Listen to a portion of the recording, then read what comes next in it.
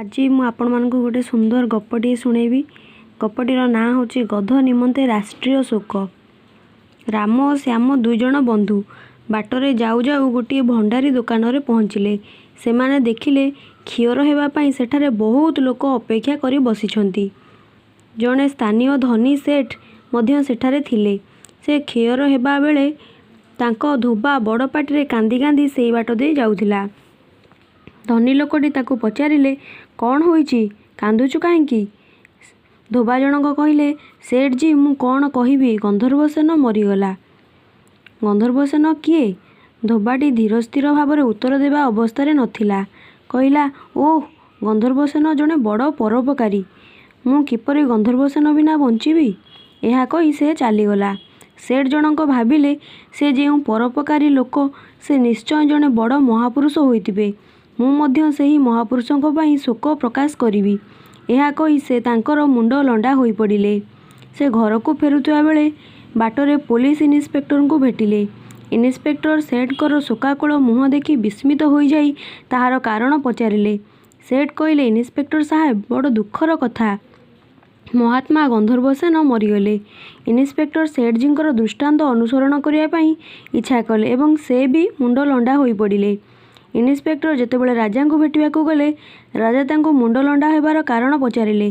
से राजा को कहिले महात्मा गंधर्वसेन मरीगले। राजा से महात्मा उद्देश्य राज्य सारा शोक दिवस पालन करने घोषणा करदेले एवं निजे मध्य शोक पालन करिवार पोशाक पिंधिले। राणी यहाकू एक चक्रांत बोली सन्देह कर राजा को पचारिले ए गंधर्वसेन किए? से कौन सतरे एमिति जने महापुरुष जहांको पाई सारा राज्य शोक दिवस पालन करने को तुम्हें घोषणा करुछ? राजा इन्स्पेक्टर को डकाई पठाइले एवं तांकु एक कथा पचारिले। इन्स्पेक्टर प्रकृत तथ्य विषय अज्ञता प्रकाश कले एवं सेठ जी को अणाइले। सेठ जी मध्य ए विषय सठिक संवाद दे पारिले नाही एवं धोबा को डकाइले। धोबा राजदरबार रे जोर रे कांदी कांदी कहवाकू लागिला गंधर्वसेन प्रकृत में बड़ भल।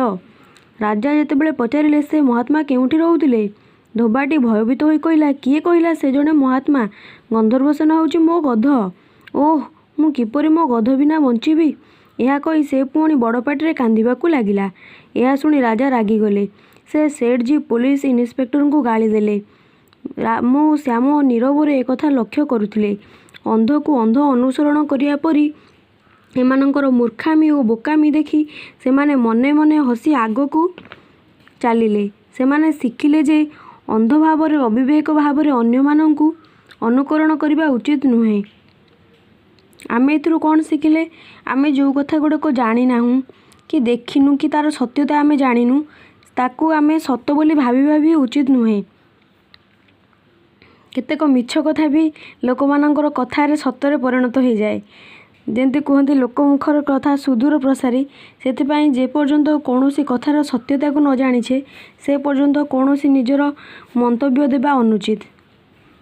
निजर बुद्धि विवेक को खटई आमे माने सत्य को जानिबा को चेष्टा करिबा। तापर निजर बुद्धि बल जोटा ठीक आमे सेटा को ही कहिबा। मो गपटी जदि आपण मानकु भल लागिछि तेबे लाइक करिवे, मो चैनल को सब्सक्राइब करिवे। जय जगन्नाथ।